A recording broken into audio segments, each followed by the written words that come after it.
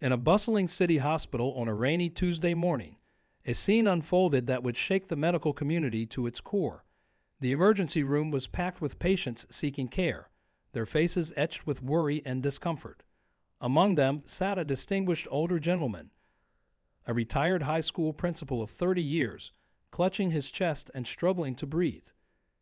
Despite his obvious distress and dangerously high blood pressure, what happened next would spark outrage across the nation. The attending physician, a decorated medical professional with 15 years of experience, took one look at the patient and made a decision that would forever alter both their lives.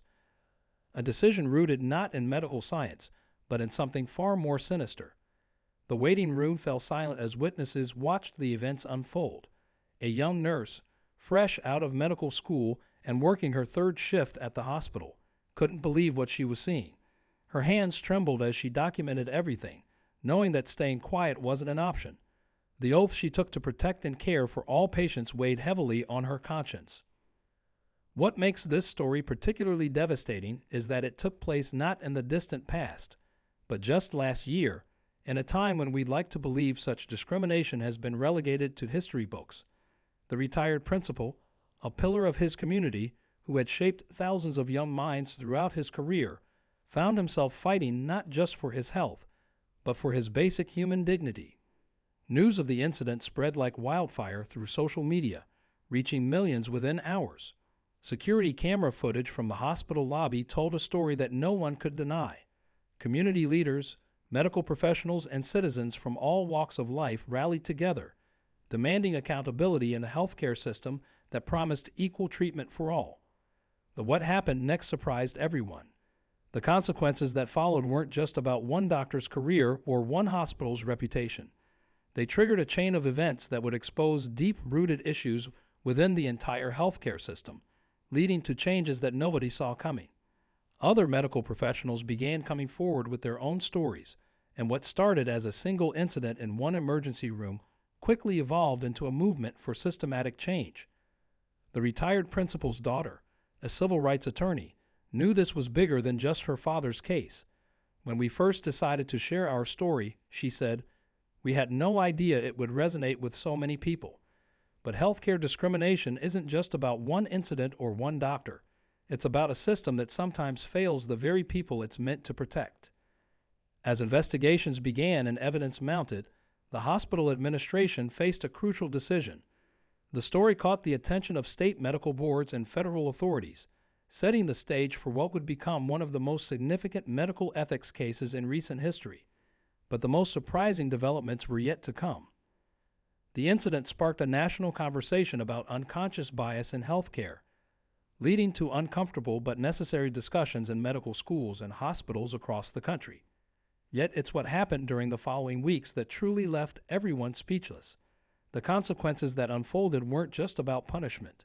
They represented something far more profound and transformative. As this story continues to unfold, we'll take you through the shocking series of events that followed, the unexpected allies who emerged, and the lasting impact on American healthcare. But first, let's delve deeper into that fateful morning when a routine emergency room visit turned into a catalyst for change. As we rewind to that pivotal morning, the emergency room's fluorescent lights cast harsh shadows across the faces of waiting patients. The retired principal, wearing a neatly pressed blue cardigan despite his distress, had arrived at 8:45 a.m. with textbook symptoms of a heart attack. His daughter, who had rushed from her law office downtown, provided the necessary paperwork and insurance information. Everything was in order. The attending physician, Dr. Richards, had built a reputation for efficiency in handling emergency cases. His wall of certifications and awards spoke of medical excellence, yet nothing could have prepared the hospital staff for his actions that day. When presented with the patient's file, Dr. Richards glanced at the information, then at the patient, before making a decision that would haunt his career. "I think you'd be better served at another facility," he said, his voice carrying across the waiting room.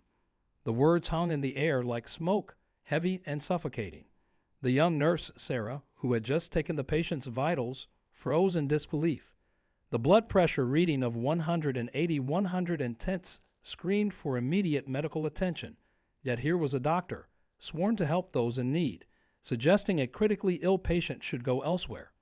The principal's daughter, who had watched her father mentor countless students regardless of their background, stood up. "Are you refusing to treat my father?" she asked, her legal training evident in her measured tone. The question cut through the typical emergency room chaos, drawing attention from other waiting patients and staff members. What happened next was captured by 4 different security cameras and 3 cell phone videos.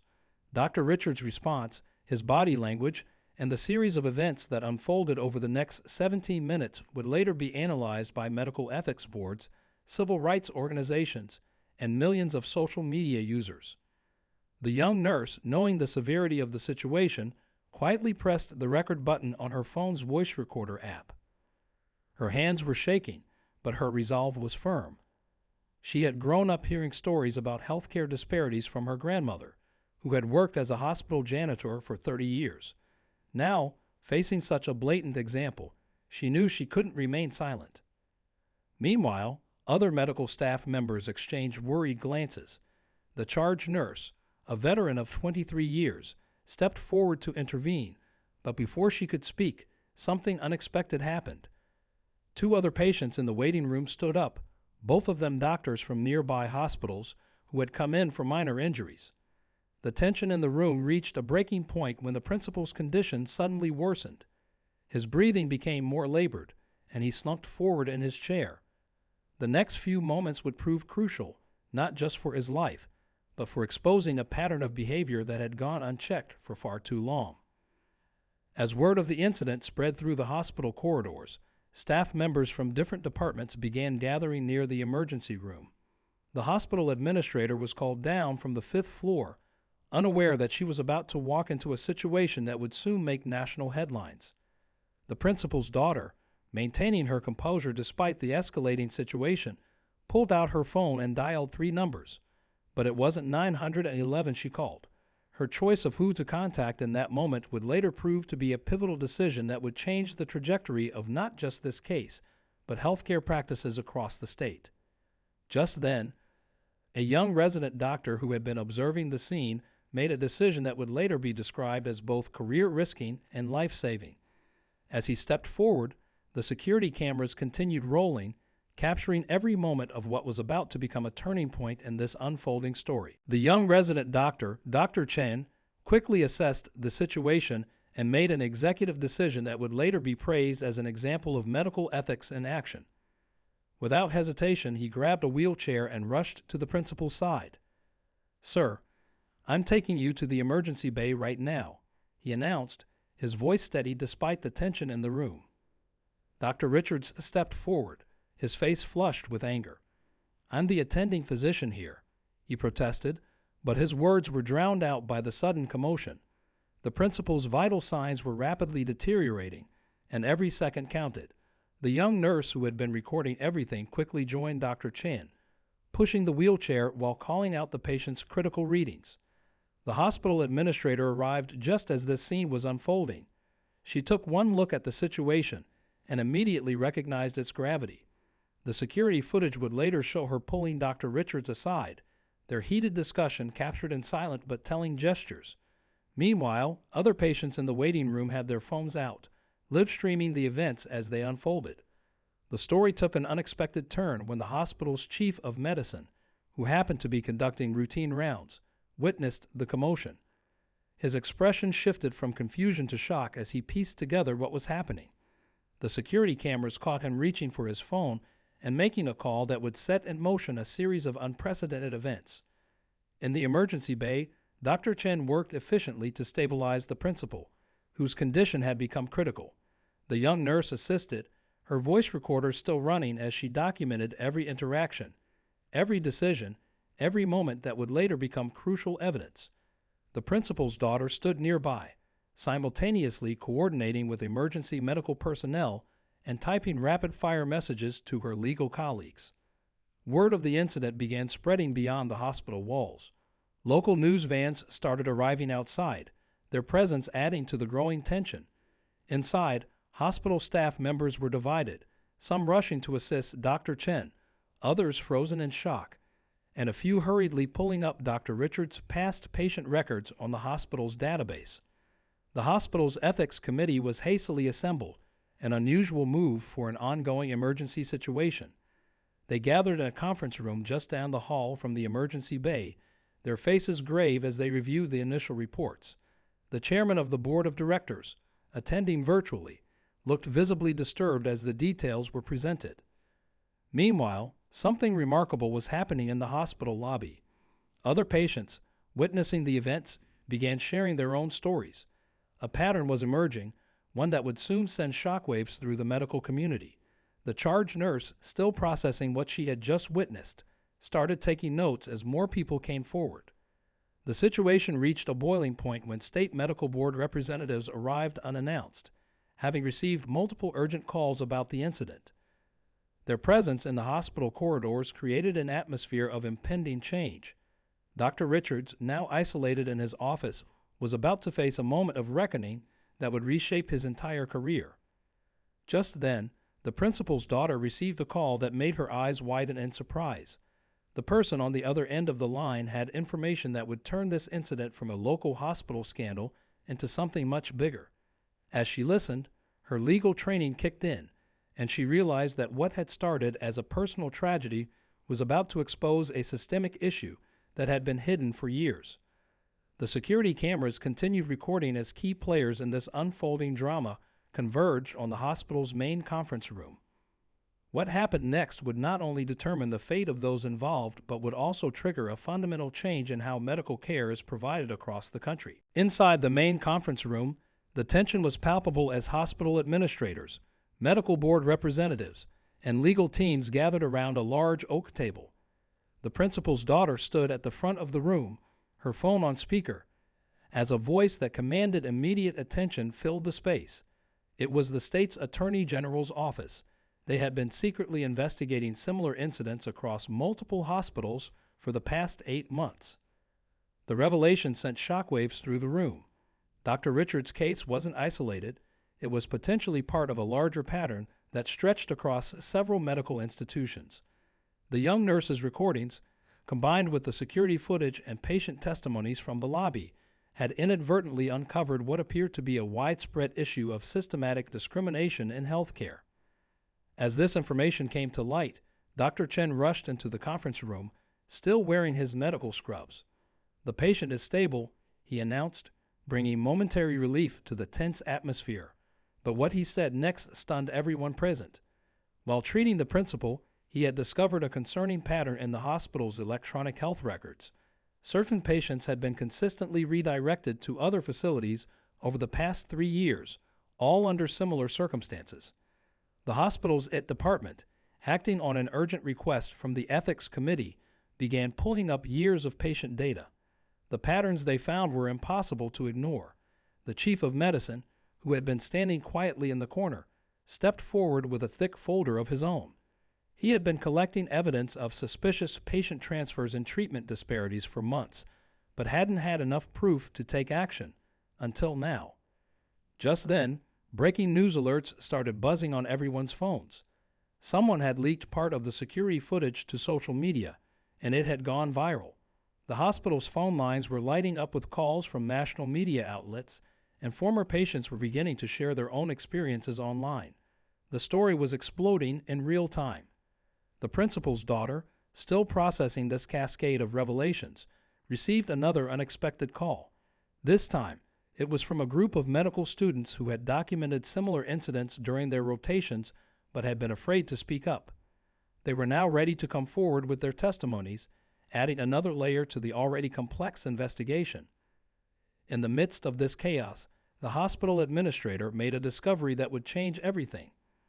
While reviewing Dr. Richards' employment history, she found a connection that no one had noticed before, a link to a powerful healthcare consortium that had been influencing hiring decisions and patient care policies across multiple hospitals. The implications were staggering. The state medical board representatives exchanged concerned looks as they realized the scope of what they were dealing with. This wasn't just about one doctor's actions anymore. It was about uncovering a potentially systemic failure in the healthcare system itself. The young nurse, who had started all this with her simple act of recording, sat in stunned silence as she realized the full impact of her actions. Outside the conference room, protesters had begun gathering at the hospital entrance. News helicopters circled overhead, and social media was ablaze with hashtags demanding accountability. The hospital's board of directors called an emergency virtual meeting, knowing that their response to this crisis would be scrutinized by the entire nation. As the sun began to set on this extraordinary day, the principal's condition took another unexpected turn. Dr. Chen rushed out of the conference room, followed by medical staff running towards the ICU. What they discovered there would not only impact the ongoing investigation but would also reveal a truth that no one was prepared for. In the ICU, the principal had regained consciousness and was surprisingly alert.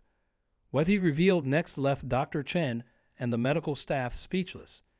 Before his retirement, he had served on a state-level educational board that reviewed medical school admission policies.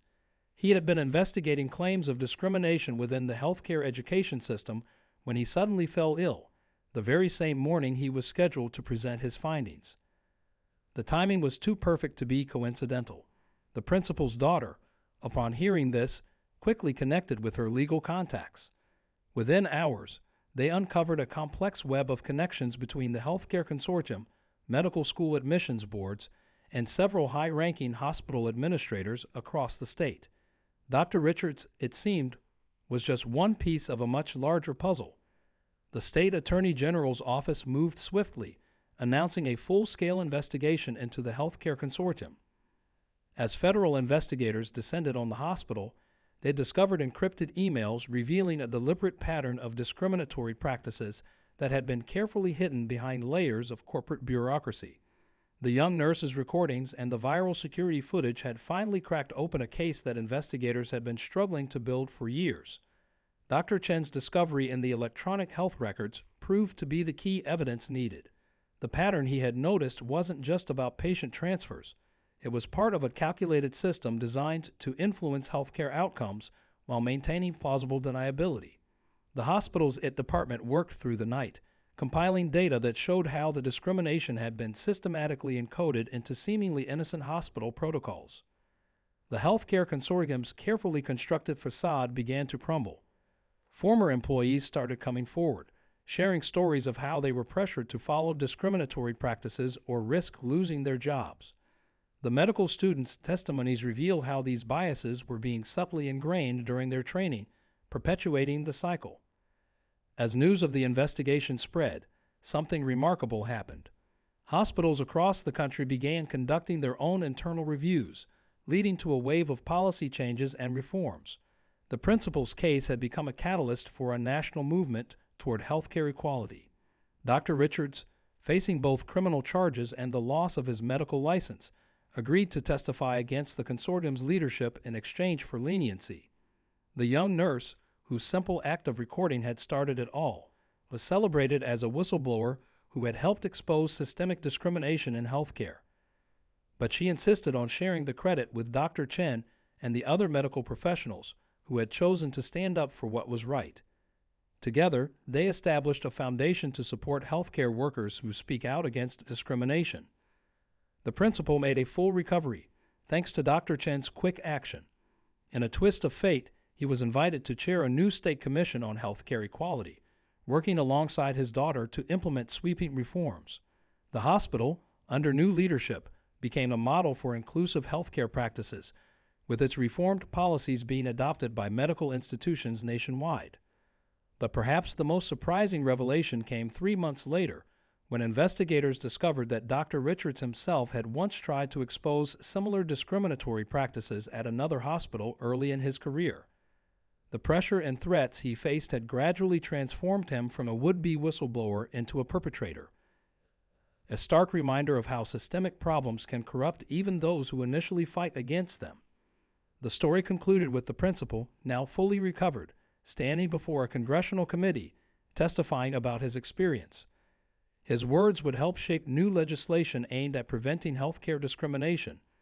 As he spoke, cameras captured Dr. Chen and the young nurse sitting in the audience, their presence a testament to how the courage of a few individuals can spark lasting change. The healthcare consortium's leadership faced federal charges, but more importantly, their exposure had initiated a long overdue national conversation about equal access to healthcare, a conversation that continues to reshape medical practices across the country to this day. 1 year after the congressional hearing, the impact of what became known as the principal's case continued to ripple through the American healthcare system. The new federal legislation, aptly named the Healthcare Equality Act, had been signed into law, establishing strict guidelines and oversight mechanisms to prevent discrimination in medical settings. But the real changes were happening at the ground level, in hospitals and clinics across the nation. Dr. Chen, now serving as the hospital's chief of emergency medicine, had implemented a revolutionary patient care protocol that became a national standard. His approach emphasized transparency and accountability, with every treatment decision being documented and reviewed to ensure fair care for all patients. The young nurse who recorded the initial incident had been promoted to patient advocacy director, where she trained healthcare workers to recognize and respond to potential discrimination.